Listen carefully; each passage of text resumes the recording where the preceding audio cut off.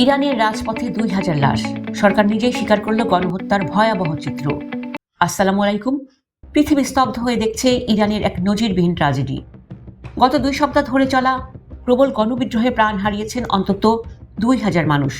আজ মঙ্গলবার রয়টার্সের কাছে এক সাক্ষাৎকারে খোদ ইরানি কর্মকর্তার এই স্বীকারোক্তি বিশ্বজুড়ে তোলপাড় সৃষ্টি করেছে। তেহরান থেকে সিরাজ সবখানেই এখন লাশের স্তূপ। একদিকে দ্রব্যমূল্যের ঊর্ধ্বগতিতে অতিষ্ঠ জনতা, অন্যদিকে 1979 সালের বিপ্লবের পর সবচেয়ে বড় চ্যালেঞ্জের মুখে থাকা শাসক গোষ্ঠী। এর মধ্যে যোগ হয়েছে ডোনাল্ড ট্রাম্পের সরাসরি হস্তক্ষেপের হুমকি। ইরান কি তবে গৃহযুদ্ধের দিকে যাচ্ছে? বিস্তারিত থাকছে প্রতিবেদনে।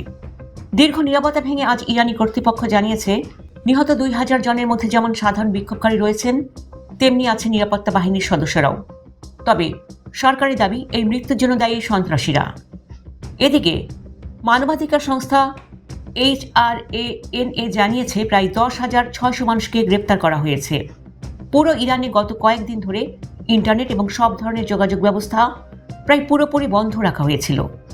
ধারণা করা হচ্ছে এই ডিজিটাল ব্ল্যাকআউটের আড়ালেই চালানো হয়েছে ইতিহাসের অন্যতম নৃশংস দমন পীড়ন। এই সংকটে নতুন মাত্রা যোগ করেছেন মার্কিন প্রেসিডেন্ট ডোনাল্ড ট্রাম্প। তিনি স্পষ্ট জানিয়ে দিয়েছেন, ইরান এখন স্বাধীনতার দিকে তাকিয়ে আছে এবং যুক্তরাষ্ট্র সহায়তা দিতে প্রস্তুত। শুধু তাই নয়, ট্রাম্প আজই ঘোষণা করেছেন ইরানের সঙ্গে বাণিজ্যিক সম্পর্ক রাখা যে কোনো দেশের পণ্যের উপর 25% শুল্ক আরোপ করা হবে। হোয়াইট হাউসে আজ ট্রাম্প তার জাতীয় নিরাপত্তা দলের সাথে ইরানের বিরুদ্ধে সম্ভাব্য সামরিক ও সাইবার হামলার বিকল্প নিয়ে বৈঠক করেছেন।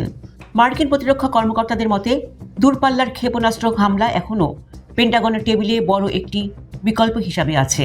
ইরানের সর্বোচ্চ নেতা আয়াতুল্লাহ খোমেনি এই বিক্ষোভকারীদের আল্লাহর শত্রু এবং দাঙ্গাকারী হিসাবে বর্ণনা করেছেন।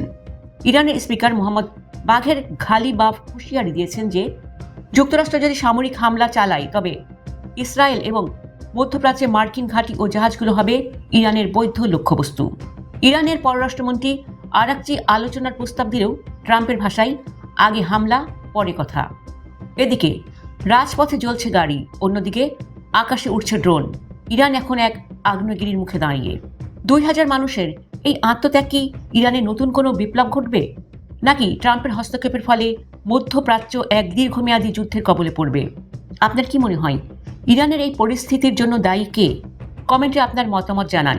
ইরানের ব্রেকিং নিউজ এবং ট্রাম্পের পরবর্তী পদক্ষেপের খবর সবার আগে পেতে আমাদের চ্যানেলটি এখনই সাবস্ক্রাইব করে বেল আইকনটি বাজিয়ে দিন। ধন্যবাদ। আল্লাহ হাফিজ।